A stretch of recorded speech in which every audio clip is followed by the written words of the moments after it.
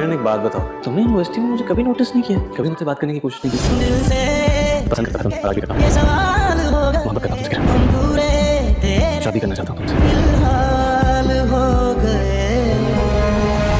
तुम्हारा क्या होगा? तुम शादी कर लोगे, बल्कि तुम्हें शादी करने की भी क्या जरूरत है? तुम्हारा बच्चा तो है ना, तुम्हारी अपनी औलाद। तुझे बता दूं ये प्यार हो गया मेरे लिए जरूरी, तू यार हो गया।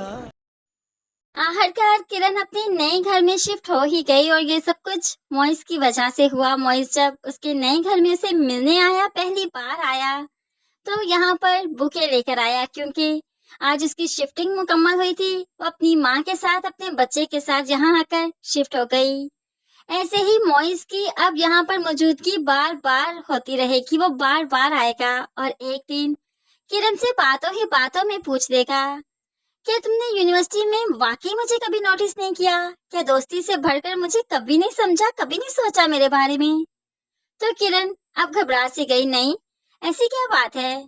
तो मॉइस अपने दिल का हाल अब किरण के सामने रखता है। मैं तो तुमसे मोहब्बत करता था, मेरे लिए बहुत शॉकिंग था तुम्हारी शादी का सुनकर, लेकिन फिर अच्छा लगा जब तुम्हारी डिवोर्स का सुना। मैं अब तुम्हें अपनाना चाहता हूँ। अब तो किरण हक्की बक्की रहेगी क्योंकि उसके ऊपर एक बच्चे की जिम्मेदारी भी है। क्या मॉइस वो जिम्मेदारी निभा पाएगा?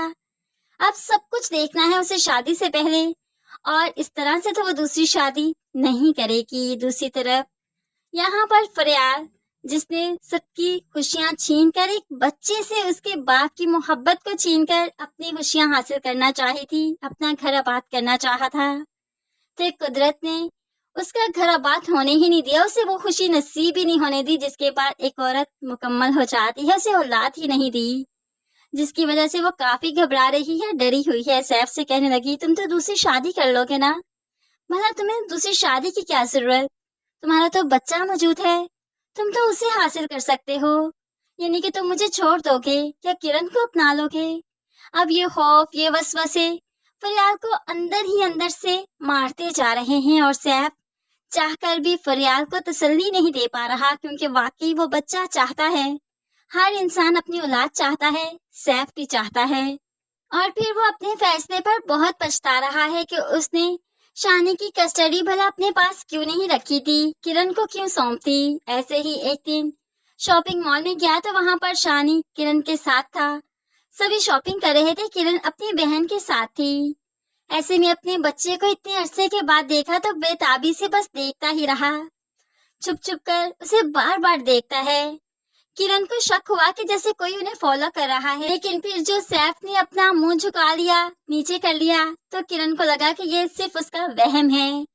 लेकिन सैफ बड़ी ही तसल्ली से अपने बेटे को देखता रहा, काफी देर देखता रहा, काफी बेचैन है, बेताब है, अपने बेटे को गले लगाना चाहता है, लेकिन ये हक वो खो चुका क्योंकि अपने ही हाथों पेपर पर साइन करते हुए अपने बेटे की मोहब्बत से, कस्टडी से दस्तबरदार हो गया था, सिर्फ फरियाल की वजह से।